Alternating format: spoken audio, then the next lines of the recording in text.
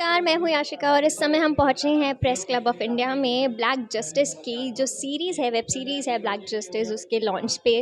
और यहाँ पर काफ़ी सारे मेहमान भी पहुँचने वाले हैं, कुछ वकील भी आए हैं। वहीं नेहा सिंह राठौर भी आई हैं जो कि भोजपुरी की मशहूर सिंगर है। आइए हम आपको पूरी प्रेस कॉन्फ्रेंस दिखाएंगे और बताएंगे कि उन ब्लैक जस्टिस का मुद्दा क्या है। गाना जो नेहा जी ने गाया है एंड तो इसमें इन्होंने अपने इंग्लिश में वैसे नीचे सबटाइटल्स में लिखा है, but she has beautifully spoken about few things which we need to change in this country, in this judiciary.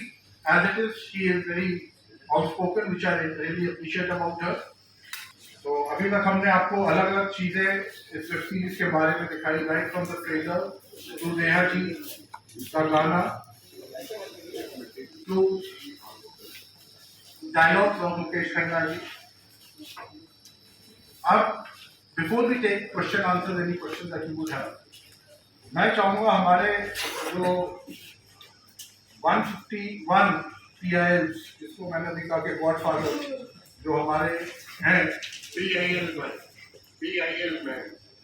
Man, absolutely very well sir, PIL man. हाँ, जबकि हमने ये पहले बना दी थी PIL मैन, मुझे आज ही पता चला कि जब इन्होंने कहा कि मैं मुझे था 50 इन्होंने PIL डाल दिए, तो इन्होंने अभी तक 150 हमसे ऊपर हो गई है. तो मैं अश्विनी जी से रिक्वेस्ट करूंगा कि अश्विनी जी आप कुछ बोलें.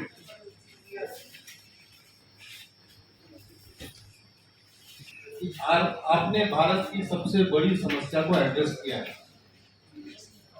और सबसे रिक्वेस्ट करूंगा इस वेब सीरीज को जरूर देखें और देखने के बाद आत्मचिंतन करें. और खासतौर पर मैं रिक्वेस्ट करूंगा इस देश में जो लोग संविधान की शपथ लेते हैं, सांसद, विधायक, मंत्री, जजेस, वो जरूर देखें. आज ये कार्यक्रम हो रहा है जहां से 2 किलोमीटर की दूरी पे चीफ जस्टिस ऑफ इंडिया का रेजिडेंस है, 4 किलोमीटर दूरी पे सुप्रीम कोर्ट है, लगभग 4 किलोमीटर दूरी पे हाई कोर्ट है. तो मुझे लगता है कि सुप्रीम कोर्ट के जजेस, हाई कोर्ट के जजेस जरूर इसको देखें और आत्मचिंतन करें कि भारत की न्याय प्रणाली कहां पहुंच गई है. भारत में टोटल 5 करोड़ केसेस तो वो हैं जो district court, high court, supreme court में है. इसका मतलब 5 करोड़ परिवार न्याय की आशा में बैठा हुआ है. ऑन एन एवरेज एक परिवार में 6 आदमी रख लीजिए, यानी 30 करोड़ लोग न्याय की आस लगाए बैठे हुए हैं. 30 करोड़ का मतलब एक अमेरिका, 30 करोड़ का मतलब 15 ऑस्ट्रेलिया, 30 करोड़ का मतलब 7 कनाडा, 30 करोड़ का मतलब 1.5 ब्राजील. इतने लोग भारत में न्याय की आस में बैठे हुए हैं. और ये 5 करोड़ केस तो वो है जो district court, high court, supreme court में है. इसके पैरेलल हमारे देश में एक और जुडिशियल सिस्टम है, उसको कहते हैं तहसीलदार, SDM, ADM, DM, कमिश्नर, जहां पे चकबंदी के मुकदमे चलते हैं. वो इस 5 करोड़ में काउंटेड नहीं है. जो तहसीलदार के यहाँ मुकदमा होता है, SDM के यहाँ मुकदमा होता है, ADM के यहाँ होता है, DM के यहाँ होता है, चकबंदी अधिकारी जिसको CO कहते हैं, DDC कहते हैं, SOC कहते हैं, वो इसके पैरेलल में है. और 5 करोड़ मुकदमे वहां पे भी चल रहे हैं. धन्यवाद कि आप लोग आए इस इशू को कवर करने के लिए और डॉक्टर कपिल खट्टर की और उनकी फिल्म के बारे में बात सुनने के लिए. मेरा नाम दीपिका नारायण भारद्वाज है, मैं गुड़गांव से हूँ. एक डॉक्यूमेंट्री फिल्म मेकर हूँ और इक्वल राइट्स एक्टिविस्ट हूँ. इक्वल राइट्स एक्टिविस्ट की जब बात करें तो उसका मतलब ये है कि हमारे कानून में, आजकल की बातें पूरी कानून की है, बहुत सारे ऐसे कानून हैं जो महिलाओं के लिए हैं, लेकिन अगर हम पुरुषों की बात करें तो पुरुषों के लिए हमारे कानून व्यवस्था में बहुत ज़्यादा कमी है. जितने भी हमारे जेंडर बेस्ड क्राइम्स हैं वो सिर्फ महिलाओं के लिए हैं. और एक बहुत ही बड़े लेवल पे जो इनजस्टिस हो रहा है वो आज पुरुषों के साथ भी हो रहा है और उसके खिलाफ मैं आवाज़ उठाती हूँ. अपनी बात शुरू करना चाहूँगी आर्टिकल 21 ऑफ इंडियन कॉन्स्टिट्यूशन से, जो राइट टू लाइफ की बात करता है. और उस राइट टू लाइफ में एक बहुत ज़रूरी राइट, फंडामेंटल राइट जो है वो है स्पीडी ट्रायल का.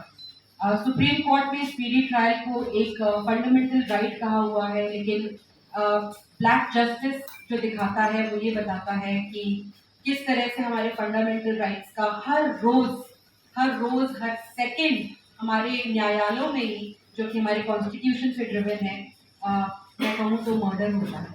स्पीडी ट्रायल तो बहुत दूर की बात है, जैसा कि अश्विनी जी ने भी कहा, लोग 30-30, 35-35 अपनी पूरी जिंदगी कोर्ट्स में बिता देते हैं जस्टिस पाने के लिए। और मुझे लगता है कि हमारी एज अ सोसाइटी रिस्पॉन्सिबिलिटी है कि हम अपनी गवर्नमेंट से, अपने लॉ मेकर से इस चीज़ को क्वेश्चन करें और ब्लैक जस्टिस को एड्रेस करने के लिए जद्दोजहद करें। जुडिशल रिफॉर्म्स और पुलिस रिफॉर्म्स जो हैं बहुत ही लॉन्ग टर्म डिमांड रही है। जितने भी अपराइटियस सिटीजन हैं सोसाइटी के, सोशल एक्टिविस्ट हैं, बार बार जुडिशल रिफॉर्म्स और पुलिस रिफॉर्म्स की बात करी जाती है, लेकिन जाहिर सी बात है जो लोग पावर में हैं वो उस पावर को यूज नहीं करना चाहते और इसलिए अपने अंडर से वो पुलिस का कंट्रोल नहीं जाने देना चाहते, अपने अंडर से जुडिशरी का कंट्रोल नहीं जाने देना चाहते। लेकिन जब तक पावरफुल लोगों के हाथों से इस कंट्रोल को नहीं ले लिया जाएगा तब तक एक आम इंसान को न्याय नहीं मिलेगा। गीत लिखने और गाने की कोशिश करती हूँ। पिछले 2-2.5 सालों से मैंने बेरोजगारी पे गीत लिखा, महंगाई पे गीत लिखा, शिक्षा स्वास्थ्य पे गीत लिखा। मुझे नोटिस भी भेजते रहते हैं लोग, इस तरह की बदमाशियाँ भी होती रहती हैं मेरे साथ। लेकिन जुडिशरी पे गीत लिखने के बारे में मैंने बहुत पहले सोचा, फिर मुझे लगा कि बड़ा सेंसिटिव मुद्दा है और क्या लिखूं क्या ना लिखूं, बहुत समझ में नहीं आ रहा था। फिर एक दिन कपिल सर का मैसेज आया कि नेहा एक गीत लिखना है, एक हम वेब सीरीज बना रहे हैं ब्लैक जस्टिस करके, उसमें गीत लिखना है तुमको। तो सर ने सारी डाटा हमको दी और मैंने उस पर एक गीत लिखा। मैं बहुत सारा, जब कैमरा ऑन हो जाता है तो मैं बड़ी नर्वस हो जाती हूँ, मैं आप लोगों को बता दूँ। तो बहुत बात, जितना आपने बात किया मैं एकदम सहमत हूँ आपसे, लेकिन मैं उसे बोल नहीं सकती, मैं उसे गा सकती हूँ। तो मैं गा करके सुनाती हूँ। भोजपुरी में मैंने गीत लिखा है क्योंकि मैं भोजपुरी में लिखती और गाती हूँ, और बाद में मैं हिंदी में भी ट्रांसलेट कर दूंगी अगर थोड़ी दिक्कत हुई आप लोगों को।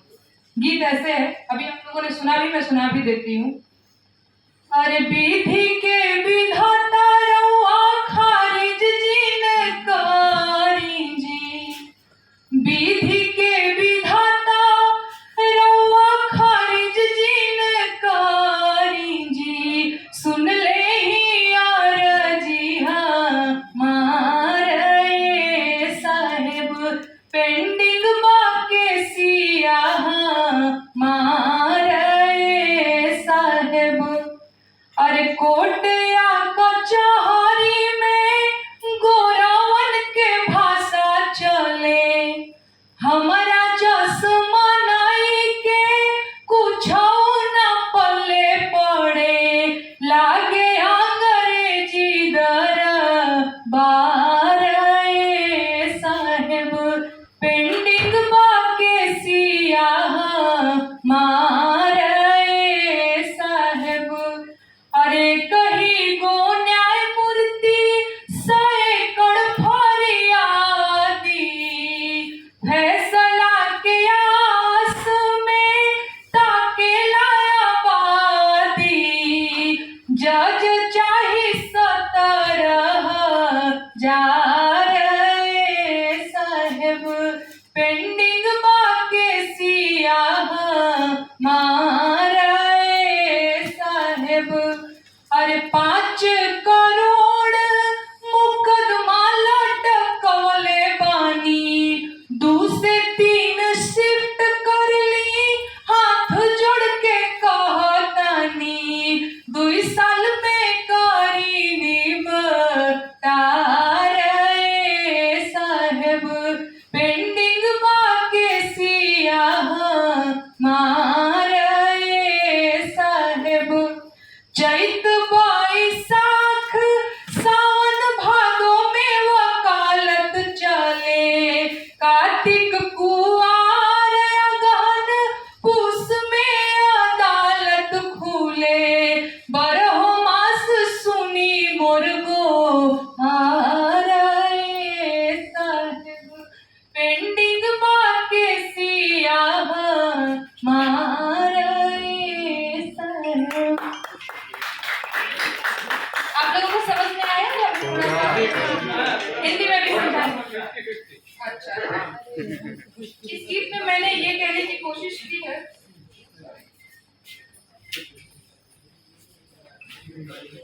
इस गीत में मैंने ये लिखा है, मैंने भोजपुरी में लिखा, मैं एक बार हिंदी में इसको ट्रांसलेट कर देती हूँ कि कोर्ट और कचहरी में जो है वो अंग्रेजी भाषा बोली जाती है। ऐसा लगता है जैसे अंग्रेजी दरबार चल रहा है। गांव देहात का आदमी जो थोड़ा कम पढ़ा लिखा है या भोजपुरी बोलने वाला है, ऐसा नहीं है कि भोजपुरी बोलने वाला कम पढ़ा लिखा है, लेकिन जो भोजपुरी में ज्यादा सहज है, हिंदी में ज्यादा सहज है, वैसे आदमी को तो पता ही नहीं चलेगा कि जज साहब बोल क्या रहे हैं।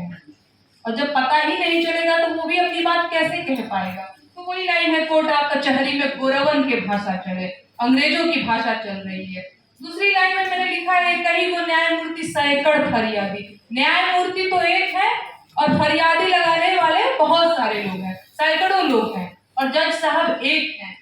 फैसला के आस में ताकेला आबादी, फैसले का इंतजार कर रहा है बहुत सारे लोग। जज चाहे 70,000 ऐसा है, इसका मतलब तो समझ में आ रहा होगा ना, 70,000 जज अभी और चाहिए। 5 करोड़ मुकदमा लटकौले बनी, यानी 5 करोड़ मुकदमा जो है वो पेंडिंग है। 2 से 3 शिफ्ट कर लीजिए अगर नहीं हो पा रहा है, बहुत सारे मुद्दे हैं, बहुत सारे जो केस हैं, तो 2 से 3 शिफ्ट में कर लीजिए, लेकिन सुनिए, और कम से कम 1 से 2 साल में निपटार करिए। 5 साल 10 साल 20 साल आदमी मर जाता है, पता ही नहीं चलता है उसका क्या हुआ, तो वो जरूरी है। चैत बैसाख सावन भादों में वकालत खुले, कार्तिक कुवार अगहन पूस में अदालत खुले का मतलब ये है, चैत बैसाख जेठ आषाढ़ सावन जनवरी फरवरी मार्च हर महीना में ही चलेगी। चाहिए ना कि जून महीना में चल के पहाड़ पे छुट्टी मनावे जज साहब, तई ना हो के चाहिए। 12 मास सुनी मोर गुहारे साहब, यानी 12 मास हमारी जो है सुनवाई हो, ये इसका मतलब था। बाकी कपिल सर का बहुत बहुत धन्यवाद सर, आपने मुझे चुना इस गीत के लिए। सर का मुझे नहीं आइडिया था कि मैं इस पे कुछ लिख पाऊंगी, आपका बहुत बहुत आभार। और आप लोग भी ब्लैक जस्टिस जो वेब सीरीज मैंने भी देखा, उससे पहले भी मैंने ट्रेलर को देखा, मुझे काफी अच्छा लगा, मैं भी देखूंगी, आप लोग भी देखिएगा, अच्छा लगा मिलकर आपको। इनको लॉयर है और ये इंटरनेशनल सोशल एक्टिविस्ट है, तो मैं इनसे रिक्वेस्ट करूंगा कि ब्रीफली प्लीज अपनी बात करें। नमस्कार। कपिल जी से मेरी मुलाकात कुछ वर्षों पहले हुई थी, जब ये शेडो गवर्नमेंट की बात करते थे, और शेडो गवर्नमेंट के दौरान इन्होंने बहुत सारे जो दिल्ली में आप गवर्नमेंट चल रही है उनके अन्याय जुल्म और के खिलाफ जो एक बहुत बड़ी आवाज़ उठी थी, वो सर ये मैंने जो कपिल जी में डायनेमिक्स देखा, और मैं I can say myself witness as, because मेरी जो जीवन मीडिया में रही है, जो BBC, KPS Korea, NHK Japan, कई जो IPS US के लिए मैंने काम किया, इंडिया अब्रॉड के लिए NRIs के लिए मैं काम करता था। तो उसके बाद में जो मेरा जो शिफ्ट हुआ, switch over to the judiciary हुई है, तो मैंने एक संकल्प के साथ आया कि जितने भी जो डिप्राइव्ड लोग हैं, ग्रॉस ह्यूमन राइट्स वायलेशन से डिप्राइव्ड हैं, उनको मैं फ्री ऑफ कॉस्ट मैं न्याय दिलाऊंगा। अब तक मैंने 1000 से ज्यादा लोगों को पूरे भारत की व्यवस्था जुडिशरी में न्याय दिलाई है, और हमारी संस्था भी है नागरिक सेवा मोर्चा, तो कई तरह की आवाजें जो न्याय से रिलेटेड है उठाते रहते हैं। ब्लैक जस्टिस के बारे में जब इनकी जो पहले कमेंट्रीज आती, छोटे छोटे टिप्स आते थे, उसके बाद जो इन्होंने जो एक सीरीज स्टार्ट किया, तो उन दिनों में कलकत्ता में एक फिल्म शूट कर रहा था, तो मैंने भी 11 फिल्में बनाई, अंतर्राष्ट्रीय फिल्में बनाई है, जिसमें फूलन द फर्स्ट रिबेल, उसको इटली में अवार्ड भी मिला था। तो मुझे लगा कि कपिल जी एक बहुत बड़े नेशनल कॉज को लेकर चल रहे हैं और इनके साथ खड़ा होना चाहिए। और कपिल जी, मैं आपको इस बड़ी सभा में, मीडिया की सभा में दिलाना चाहता हूँ, इसके लिए जो भी करना पड़े, आपको जितना भी पैसा लगे नेक्स्ट सीरीज को डेवलप करने के लिए, मैं आपके साथ हूँ। Thank you so much Dhruv ji. In fact जैसे मैंने कहा, तो ऑब्वियसली हमारा नेक्स्ट है after black justice, judicial reforms, we have electoral reforms, political reforms, police reforms, तो you name it, bureaucratic reforms, तो बहुत सारा मीडिया रिफॉर्म्स भी है, पर मीडिया के सामने बोलना मैं सोच रहा था, और आजकल आज स्कूप वगैरह कुछ आई भी है मीडिया से related, but yes, that was one of the, in fact that was my next project, उसका काफी हद तक ढांचा तैयार हो चुका है। We need to start this. हाँ जी पूछिए। यही आपने जो सुविलेख की है पूरे भारत में, कई लोग तो डर ही जाते हैं, तो आप राजनीति में आना चाहें? नहीं सर, मैं अगर कोई पार्टी आपको एक पार्टी आपको कोई प्रमोट करे, अभी लोग तो चाह ही रहे होंगे, तो आप आना चाहेंगे? नहीं, अगर फिलहाल की बात करेंगे तो बिल्कुल मन नहीं है, क्योंकि मैंने आज से 2-2.5 साल पहले सर भोजपुरी में गीत लिखना और गाना शुरू किया था ना, तो मुझे हिंदी आती है, मैं हिंदी में भी लिख सकती थी, लेकिन मैंने भोजपुरी इसलिए चुना क्योंकि वर्तमान में भोजपुरी में लहंगा और चोली और रिमोट ही गाए जा रहे हैं, है ना। कोई चोली का हुक लगा रहा है, कोई लहंगा रिमोट से उठाकर सांसद विधायक बन जा रहा है, ठीक है। तो हमने सोचा था जो इतने बड़े लेवल पे लोगों ने भोजपुरी की छवि खराब की, मैं उसको सुधारने का काम करूंगी। तो मेरा एक आंदोलन है भोजपुरी बचाओ आंदोलन, जिसके तहत मैं भोजपुरी को संरक्षित करने का काम कर रही हूँ और भोजपुरी में नए गीत को लिखने का काम कर रही हूँ। तो फिलहाल मेरा यही काम है। नेहा जी, एक सवाल है आपसे। आप भोजपुरी जगत से आती हैं, आपने कहा कि भोजपुरी बजाने का आपका प्रयास है, तो बिहार को मैं एक सवाल लेना चाहूंगा। पत्रकार वो भी तो मनीष कश्यप का आपने नाम सुना होगा, यूट्यूबर है। और आप ये ले लीजिए, पर मैं आपसे रिक्वेस्ट करूंगा, ये सिर्फ जुडिशरी से रिलेटेड आपके सवाल हो, मैं आ रहा हूँ सर, तो मेरा सवाल जुडिशरी से ही है। रहेगा। आपका बैनर लगा है ब्लैक जस्टिस, और मैम ने भी बात किया यहाँ पर, दीपिका जी ने भी, कि इनजस्टिस हुआ, जैसे आपने जिक्र किया था मुंबई का, वैसे ही बिहार के इस पत्रकार के ऊपर एनएसए लगाया गया क्योंकि उसने सत्ता के ऊपर सवाल किया। जैसे नेहा जी हर एक गाने में सत्ता से सवाल पूछती है, तो सत्ता से सवाल पूछना एनएसए लगाकर, ये भी इनजस्टिस है बिहार के लिए। इस पर आप क्या कहेंगे? मैं तो आपसे सवाल पूछना चाहूंगी, भैया हमको भी नोटिस मिला था, हम तो खुद ही विक्टिम हैं, हम क्या करें? सर एक सवाल है आपसे, एक आपने नहीं, आप बताइए हम क्या करें? बहुत सारे लोग पीड़ित हैं, उसपे से हम भी हैं। आपने देखा यूपी में काबा मैंने गाया तो लोगों ने नोटिस भेज दिया और इल्लीगल नोटिस भेजा मुझे, आप समझिए। तो मैं क्या करूं? मैं खुद ही पीड़ित हूँ, मैं इसका कोई जवाब नहीं दे सकती। मैं खुद ही पीड़ित जस्टिस पर एक सवाल आपसे हाँ जी पूछिए पूछिए। हाँ जी एक करके हाँ जी। मेरा सवाल ये है हाँ। कि बड़ा ही ज्वलंत मुद्दा आपने इस फिल्म के माध्यम से उठाया है, और अधिकतर जो फिल्में बनी हैं आज तक हमने देखा है, कहीं कानून को जो है ताकतवर की रखेल कहा गया है, तो कहीं तारीख पे तारीख वाला टॉयलेट भी बड़ा मशहूर हुआ है। सवाल है कि तमाम फिल्में जो है समस्याओं पर बनती हैं, आपने क्या इस फिल्म के अंदर सोल्यूशन दिया है इस वेब सीरीज में? और सोल्यूशन दिया है तो सोल्यूशन का क्या स्वरूप है? क्योंकि अगर जिस तरह से सुनील उपाध्याय जी निकल गए कि ये तो इंडियन जुडिशरी जो है वो ब्रिटिश जुडिशरी की कॉपी, तो क्या सोल्यूशन है आपकी? तो देखिए, ये जो हमने वेब सीरीज बनाई है, ये सॉल्यूशन ओरिएंटेड ही है। देखिए, प्रॉब्लम सबको मालूम है, बट प्रॉब्लम का सॉल्यूशन क्या है उसके ऊपर कोई चर्चा नहीं करता। प्रॉब्लम का सॉल्यूशन एक है कि जैसे बोला जाता है कि भाई एक इनोसेंट को बचाने के लिए आप 1000 लोगों को जो कल्प्रिट्स होते हैं उनको माफ कर देते हैं। इसके अंदर हमने बहुत ही सटीक सॉल्यूशन दिए हैं। जैसे अभी नेहा ने अपने गाने में भी बोला कि आपकी शिफ्ट 2 से 3 में क्यों नहीं चल सकती? Why do you need infrastructure? Same court है, आप मैन्युफैक्चरिंग यूनिट्स में जाइए, फार्मा इंडस्ट्री में जाइए, आपकी शिफ्ट चलती है। 70,000 जजेस, मैं नहीं कह रहा, जस्टिस ठाकुर थे 2014-15 में, कि उससे पहले उन्होंने ये बात कही थी कि 70,000 जज और चाहिए। आज की डेट में 24,000 जजेस टोटल है, उसमें से 20,000 are working. If you look at Kolkata high court, 50% of the high court is working without जजेस। अब आप मुझे बताइए, कैन यू एवर इमेजिन एक कंपनी है जो 5 करोड़, 50 करोड़, 500 करोड़, 5,000 करोड़ के नुकसान में चल रही है, और जजेस और उनके जो डायरेक्टर्स हैं वो कहते हैं हम तो 193 डेज काम करेंगे, उसमें से छुट्टियां हमारी अलग होंगी।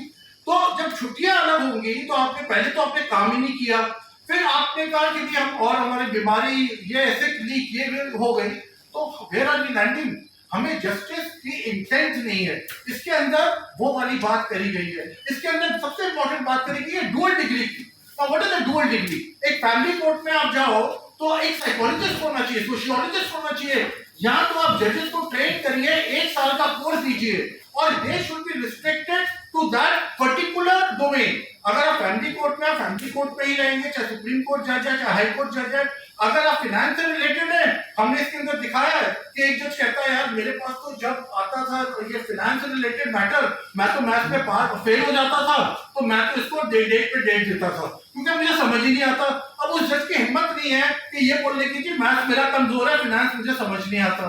तो ऐसे हमने यहाँ पे डुअल डिग्री की बात करी है, ऐसे हमने बात करी है जजेस। आप मुझे बताइए, एक आदमी 58 ईयर्स में रिटायर हो रहा है, 60 में रिटायर हो रहा है, यार 65 साल में और आप इतने cases, it is not biologically possible कि आप इतने केसेस हर रोज सुन सकते हैं, उनको समझ सकते हैं। आई एम अ साइकोलॉजिस्ट, मैं आपको बता सकता हूं, कोई भी चीज आपका जो स्पैन ऑफ अटेंशन किसी भी केस के लिए है, आपका 30 to 35 to 40 मिनट्स हो सकता है, उसके बाद you need a 15 minute break.